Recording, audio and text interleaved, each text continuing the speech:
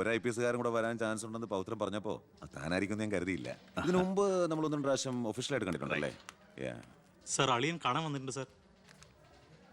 Wait ചെയ്യാൻ പറയും sir.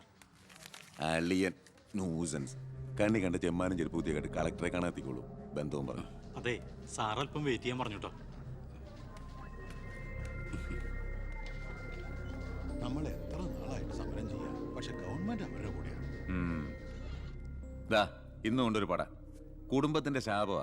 അല്ല, ഏതൊരു തറവാട്ടിലും കാണും ഇതുപോലൊരു ജന്മം മാനം കെടുത്താനായിട്ട്. ആളെനിക്കറിയാം. 2-3 വട്ടം ശരിക്കൊന്ന് പെരുമാറേണ്ടി വന്നിട്ടുണ്ട്. ശരി, അവിടെ നിൽക്കട്ടെ. ഇന്ന് കാലം കഴിയുമ്പോൾ താനേ അങ്ങ് പോയിക്കോളൂ.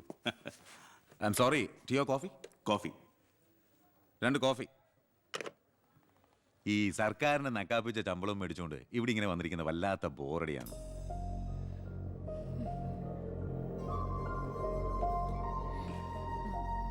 കൊറേ നേരമായല്ലോ. എനിക്ക് വേണ്ടി ഇങ്ങനെ ഒരു നാടിനും കൂടി വേണ്ടിട്ടല്ലേ? കുഴപ്പമില്ല. അളിയാ, അളിയാ എന്നെ മറന്നു അല്ലേ? 3 മണിക്കൂറായി ഞാൻ വെയിറ്റ് ചെയ്യണു. വാ അളിയാ, ഇത് ശാരി. അളിയനും മച്ചമ്പയൊക്കെ അങ്ങ് വീട്ടില്. Call me sir.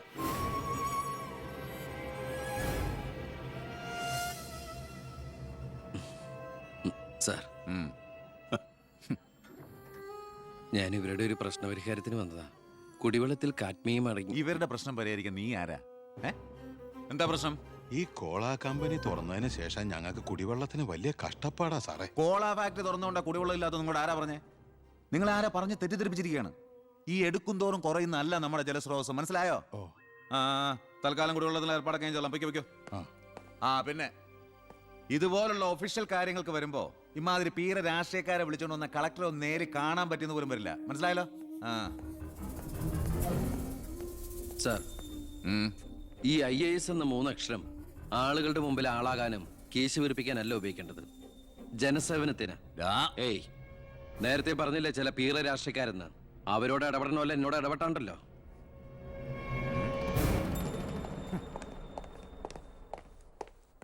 അളിയൻ കളക്ടറായിരിക്കുമ്പോൾ ഞാനിവിടെ വരാൻ പാടില്ലായിരുന്നു. എൻ്റെ തെറ്റ്.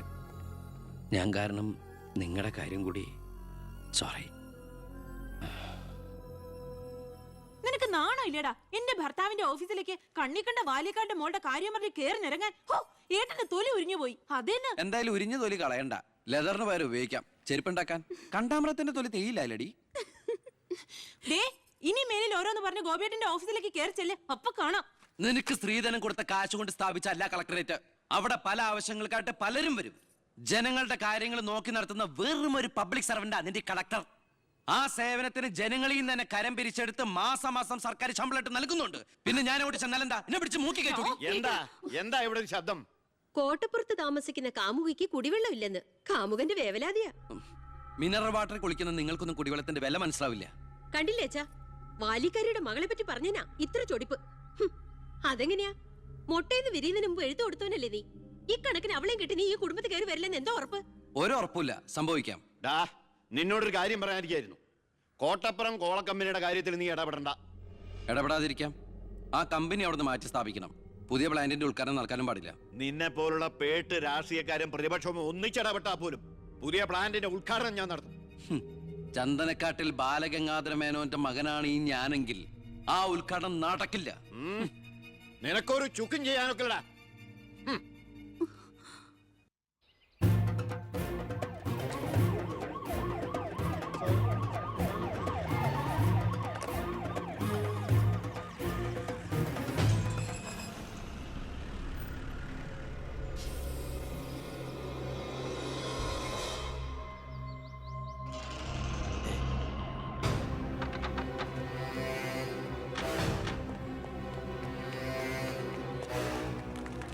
ഉദ്ഘാടനം തടയാനാണ് ഉദ്ദേശമെങ്കിൽ ഇവർക്ക് മുന്നിൽ വെച്ച് ബലം പ്രയോഗിക്കേണ്ടി വരും.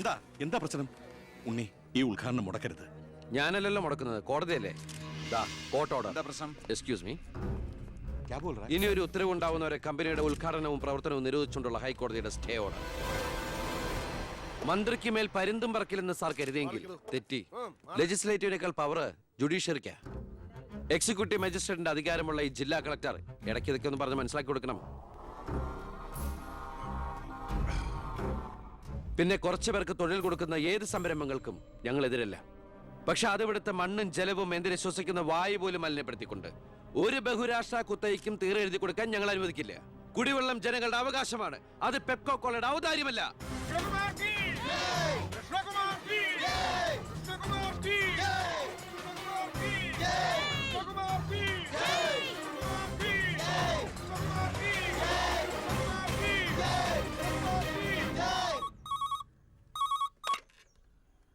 ഹലോ ഹലോ, ഞാൻ ഷാരിയ. ആ എന്തൊക്കെയുണ്ട്, എങ്ങനെയുണ്ട്, ഇപ്പൊ എവിടെയുണ്ട്? സ്കൂളിൽ നിന്നാ. എന്തെങ്കിലും പ്രശ്നം? ഒരു ചെറിയ പ്രശ്നമുണ്ട്. ഒരു കാര്യം പറയാനായിട്ട് എങ്ങനെ പറയണ്ടേന്നറിയില്ല. ഒന്ന് നേരിട്ട് കാണാൻ പറ്റുമോ? നേരിട്ട് കാണാൻ പറ്റുമെന്നോ? എപ്പ കണ്ടെന്ന് ചോദിച്ചാ പോരെ? എന്നാ 4 മണിക്ക് സ്കൂൾ വരെ ഒന്ന്. ഓ, ഞാനും കാണാൻ കാത്തിരിക്കല്ലേ.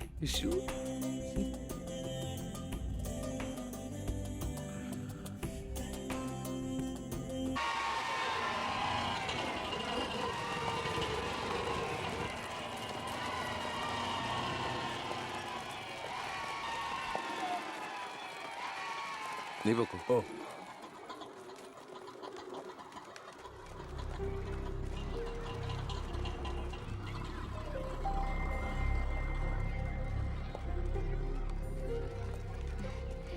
ഞാൻ ഇങ്ങോട്ട് വിളിച്ചത് ബുദ്ധിമുട്ടായോ?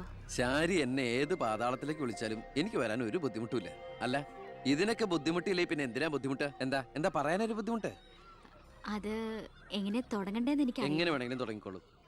അല്ല, ഒരാള് മറ്റൊരാളെ സ്നേഹിക്കാന്ന് പറയണത് തെറ്റാന്ന് എനിക്ക് തോന്നിയിട്ടില്ല. അതിപ്പോ തെറ്റാന്ന് ആരാ പറഞ്ഞേ? ആരാ പറഞ്ഞെന്ന്? അപ്പൊ തെറ്റല്ലല്ലോ. ഈ ഇഷ്ടം പ്രേമം എന്നൊക്കെ പറയണത് പവിത്രമാണ്, പരിഭാവനമാണ്. അതിന് പ്രായവും പരിമിതികളൊന്നും ഒരു പ്രശ്നമല്ല. സ്നേഹമാണ് അഖിലസാരമൂഴിയിൽ എന്ന് കുമാരനാശൻ പറഞ്ഞിട്ടില്ലേ? മനസ്സുകൾ തമ്മിലുള്ള ഐക്യം, പൊരുത്തം, പിന്നെ പരസ്പരം മനസ്സിലാക്കാനുള്ള പക്വത, അത് മതി പരിശുദ്ധമായ പ്രണയത്തിന്. എനിക്കും അത്രയൊക്കെ തോന്നിയിട്ടുള്ളൂ. പക്ഷേ പാവപ്പെട്ടവരും പണക്കാരും തമ്മിലുള്ള അന്തരം എന്നൊക്കെ പറഞ്ഞ എന്താ അന്തരം? പോവാൻ പറയണം.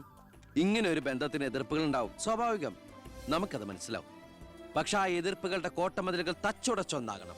എപ്പോഴായാലും ചേരേണ്ടവർ തമ്മിലേ ചേരൂ. ചേർക്കണം, എന്നാലേ മറ്റുള്ളവരുടെ പ്രാർത്ഥന ഉണ്ടാവും.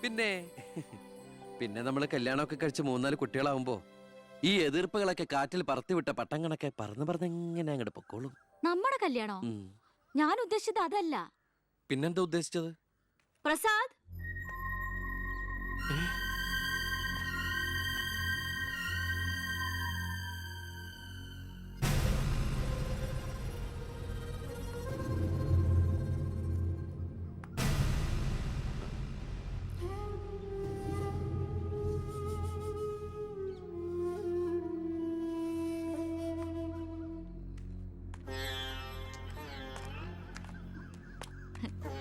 ഇത് പ്രസാദ്, ഈ സ്കൂളിലെ മാഷ.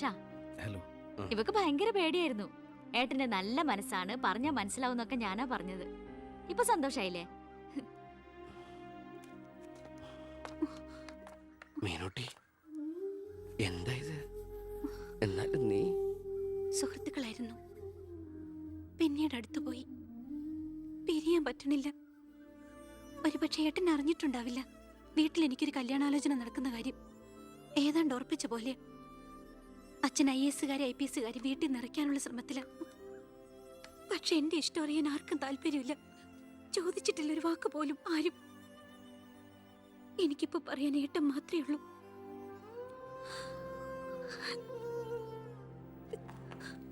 തെറ്റായിട്ട് പറയുകയല്ല. മന്ത്രിയുടെ മകൾ, കോടീശ്വരി, നല്ല വിദ്യാഭ്യാസം, സുന്ദരി, ആർക്കും മോഹം ഉണ്ടാവും. ഞാൻ അറിഞ്ഞിരുന്നില്ല മന്ത്രിയുടെ മകളാണെന്നൊന്നും. ഒരു പക്ഷേ എൻ്റെ ക്യാരക്ടർ അറിയാവുന്നതുകൊണ്ടാവാം മീനു അത് മാത്രം എന്നിൽ നിന്ന് മറച്ചു വെച്ചത്. എൻ്റെ ആഗ്രഹങ്ങൾക്ക് ഞാൻ എന്നൊരു പരിധി വെച്ചിരുന്നു. വീട്ടിൽ ആരൊക്കെയുണ്ട്? അച്ഛൻ, അമ്മ, പെങ്ങന്മാർ. അവരുടെയൊക്കെ ഏക പ്രതീക്ഷയും അത്താണിയും ഞാൻ തന്നെയാണ്. MPhilന്റെ റിസൾട്ട് വന്നാൽ എനിക്ക് ഏതെങ്കിലും ഒരു മാനേജ്മെന്റ് കോളേജിൽ ലെക്ചർ പോസ്റ്റ് ഉറപ്പാ. അത് കഴിഞ്ഞ് കൃഷ്ണകുമാറിനെ കാണണമെന്ന് വിചാരിച്ചിരിക്കുകയായിരുന്നു ഞാൻ.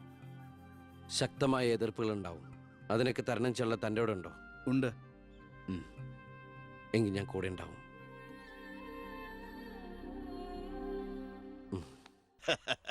ആ, ദേ വരുന്ന എന്റെ ഒരേ ഒരു സൽപുത്രൻ. നാട് ഭരിക്കുന്ന മന്ത്രിയൊക്കെ നാട് തിരക്കാം. ഭരിച്ചാലല്ലേ തിരക്കറിയാൻ പറ്റും. അല്ല, ഞാൻ മോനെയാണ് ഉദ്ദേശിച്ചത്. നേരെ അടുക്കളയോട്ട് പോവാന്നോ? ഇവിടെ നടക്കുന്ന ചടങ്ങ് എന്താണെന്ന് മനസ്സിലായോ? മീനൂട്ടിയുടെ കല്യാണം ഉറപ്പിക്കുക. ഓ അത് ശരി. ഞാനും വിചാരിച്ചു എന്താണ് ഇവിടെ ASP ആയിട്ട് ഒരു ബിസിനസ് എന്ന്. എന്നിട്ട് കച്ചവടം ഉറപ്പിച്ചോ? ഇപ്പൊ ഉറപ്പിക്കും.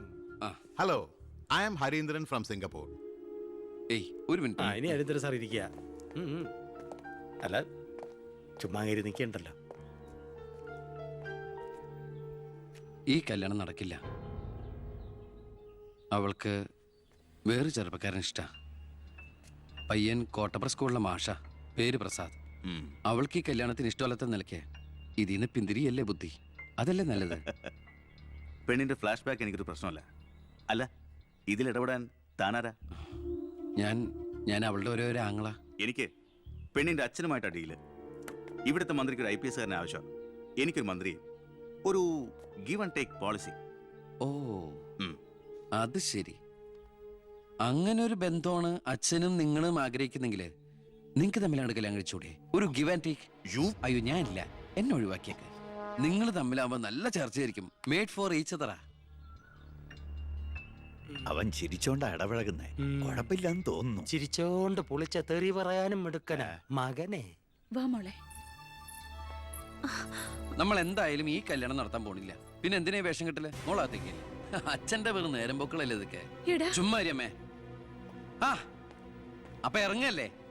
അവിടെ ASP മോൻ പോവാൻ ധൃതി കാണിക്കണു. ചെല്ല്. ഡാ, നീ ഞങ്ങളെ അവമാനിക്കാൻ മനഃപൂർവ്വം കച്ചകെട്ടി ഇറങ്ങിയിരിക്കണോ? അങ്ങനെയാണെങ്കിൽ അങ്ങനെ. അച്ഛനെന്താ IAS IPS ഒക്കെ കാണുമ്പോ ഇത്ര ആക്രാന്തം? വിദ്യാഭ്യാസ മന്ത്രി ആയതുകൊണ്ടാണോ വിദ്യാഭ്യാസം കുറവായതുകൊണ്ടാണോ? അല്ല, പറഞ്ഞു കൊടുക്ക സാറേ, ഇംഗ്ലീഷ് അക്ഷരം കൊണ്ട് എന്താ അത്ര ഭ്രമമെന്ന്. ഇയാള് ദേ ഒരു IPS കാരനെ പിടിച്ച് ലീവ് എടുപ്പിച്ചിട്ട് ഫൈനാൻസിങ് കമ്പനി തുടങ്ങിയിരിക്കുക. അത് പിന്നെ അഴിമതിയിലൂടെ കിട്ടിയ കള്ളപ്പണം സൂക്ഷിക്കാൻ മറ്റൊരു മാർഗം വേണ്ടേ എന്ന് ചിലര് പറയുമെന്ന്. ഇപ്പതാ കളക്ടറെ കൊണ്ട് ലീവ് എടുപ്പിക്കാൻ പോവാ 5 സ്റ്റാർ ഹോട്ടൽ തുടങ്ങാൻ. ഇതുമൂലം രാജ്യത്തിന് നഷ്ടപ്പെടുന്നത് ഒരു IAS കാരന്റെ IPS കാരന്റെയും സേവനം. അയ്യോ, അതോർത്ത് സാറ് സങ്കടപ്പെടരുത്. ഇവരുടെ സേവനം നഷ്ടമാകുന്നുണ്ട് രാജ്യത്തിന് ഗുണമേ ഉള്ളൂ, ദോഷമില്ല. അത് മോൻ സാർ മനസ്സിലാക്കണം. അച്ഛന് വെട്ടിപ്പിടിക്കാനും ഷോ കാണിക്കാനും എന്തിനാ സ്വന്തം കുട്ടികളുടെ ഇഷ്ടങ്ങൾ കുരുതി കൊടുക്കുന്നത്? അച്ഛനോട് ഞാൻ പറഞ്ഞല്ലേ മീനുട്ടിയുടെ ഇഷ്ടത്തെ കുറിച്ച്. ഇനിയെങ്കിലും അച്ഛൻ അവൾ ആഗ്രഹിച്ച കല്യാണം നടത്തി കൊടുക്ക്. ഇല്ല, ഞാൻ ജീവിച്ചിരിക്കുമ്പോ ഞാൻ തീരുമാനിച്ച കല്യാണം നടക്കൂ. എന്തിനാ അച്ഛൻ എത്ര വാശി? ഞാനും അച്ഛന്റെ മോൻ തന്നെയാ. അതേ വാശി തന്നെ ഞാൻ പറയാ. ഞാൻ ജീവിച്ചിരിപ്പുണ്ടെങ്കിൽ അവൾ ആഗ്രഹിച്ച കല്യാണം നടക്കൂ. കാണാം.